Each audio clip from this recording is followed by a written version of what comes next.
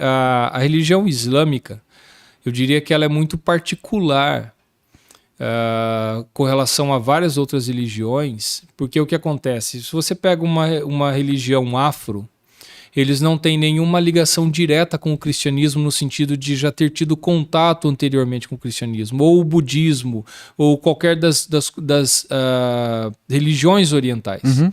O islamismo ele está intrinsecamente ligado ao cristianismo e ao judaísmo, porque o Maomé, né, o nome dele era Muhammad, não que eu esteja falando certo em árabe, mas é Muhammad, ele tinha contato direto com cristãos e judeus, e o próprio Alcorão, que é o livro sagrado dos muçulmanos, está falando dos cristãos. E está falando que os cristãos não são de confiança, que os cristãos têm um entendimento errado, os cristãos estão errados porque eles acreditam que Deus não é um, é três. E no Alcorão a trindade é o Pai, o Filho e a Mãe, e Maria. E tudo isso porque Muhammad teve contato com seitas cristãs, com grupos que acreditavam daquela forma. A gente tem no Alcorão, sabendo que Muhammad teve contato com o Evangelho de Tomé, que é um apócrifo que vai falar que Jesus, quando ele era criança, ele fazia pombinhos de barro e soprava e o pombinho saía voando. Nossa. Que as crianças tiravam sarro dele e ele transformava as crianças em porcos. Então, esse evangelho, nós temos parte desse evangelho, das ideias desse evangelho no Alcorão.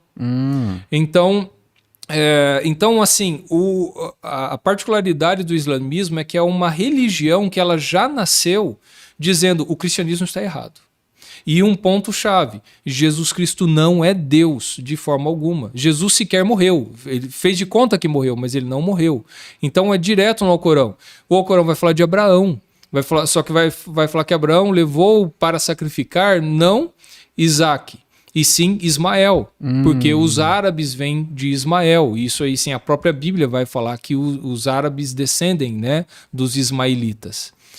Então existe toda essa mistura de versões diferentes das histórias, tanto do Antigo quanto do Novo Testamento. E por que existe essa briga entre essa questão de Terra Santa, né? Porque tem... Não, a terra aqui foi dada a Ismael. Não, aqui foi dada a Isaac. Por que existe essa briga hoje em dia, sabe? Falar? Sim, eu posso falar brevemente, porque a coisa é bem complexa, mas em suma, assim, um grande problema vamos supor, socialmente falando, ou geopoliticamente falando, um grande problema que tem é o quê? Houve a Segunda Guerra Mundial, houve o Holocausto, os nazistas perseguindo, né, e exterminando os judeus. 1948, a formação lá da ONU, e precisa formar um lugar para os judeus. Levar eles de volta para a terra deles. Só que a terra deles não é mais terra deles. A terra é de quem? É dos palestinos, que são árabes também. Alguns dizem que são os descendentes dos filisteus. Palestino-filisteu tem uma relação. Alguns dizem. De qualquer forma, eles são de uma liga árabe. Eles são os árabes ali. Quando, vamos supor, a ONU ou os outros países falam, olha, vocês têm que abrir espaço para os judeus virem, isso criou um grande problema. Os árabes não tinham força para lutar contra isso, né? Para brigar contra o resto do mundo, vamos supor. Mas isso trouxe um desconforto muito grande. Logo em seguida que Israel se estabelece, o Egito vai atacar, e há uma série de conflitos ali. Depois vai falar da Guerra dos 6 Dias, que Israel consegue retomar isso, aquilo tudo. Então existe esse desconforto já de novo. Árabes e judeus, uma guerra ali. Agora, para o lado religioso, o grande problema é o seguinte. Ali a gente ouve falar do Muro das Lamentações, a gente ouve falar do Domo da Rocha. O que acontece? No local onde era o templo da época de Jesus, o templo que Herodes construiu. Exatamente naquele local onde era o templo, está construída uma mesquita em cima. Para os judeus, aquele local é sagrado, porque o templo precisa ser reconstruído. Só que para os muçulmanos, aquele local também é sagrado. Por quê? Porque aquela mesquita se chama o Domo da Rocha, porque tem um domo realmente. mas porque existe uma rocha lá. E segundo a tradição muçulmana, naquela rocha tem uma marca da pata do cavalo de Maomé quando ele subiu ao céu. Nossa, aí vai virar um... Então o que acontece? Ali é um lugar de peregrinação e um local sagrado para os muçulmanos. Ali é um local de peregrinação e sagrado para os judeus. Aí lascou. Não aí tem conciliação. Aí o que acontece? O que tem hoje? Os judeus não podem acessar lá em cima o local do templo, porque é uma mesquita. Então o que eles têm é o muro lá embaixo. É o lugar mais próximo, eles podem pelo menos ficar com o muro, mas lá em cima, que é o local onde os judeus querem, eles não podem chegar lá. Então aí você tem os judeus ortodoxos e vários grupos e outros judeus que o que eles querem? Nós precisamos tomar Jerusalém toda nossa, nós precisamos arrancar os muçulmanos daqui, destruir essa mesquita e construir o templo.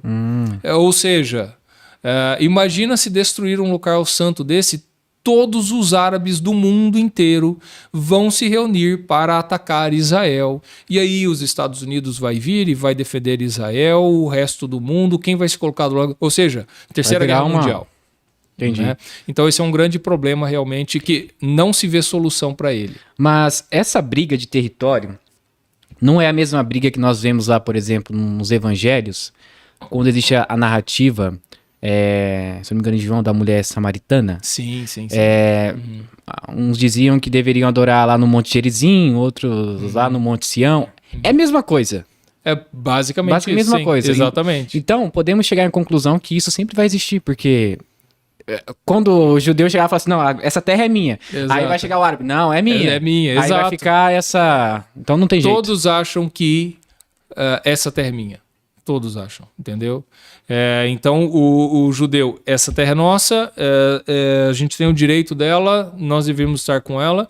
E os palestinos, os árabes, falam exatamente a mesma coisa. É tradição, então não vai ter jeito. Vai passar de geração em geração, fatos e mais fatos, vai falar, essa terra é nossa e ponto final. Exatamente. A menos que haja uma catástrofe, né? E, de repente, vem uma força...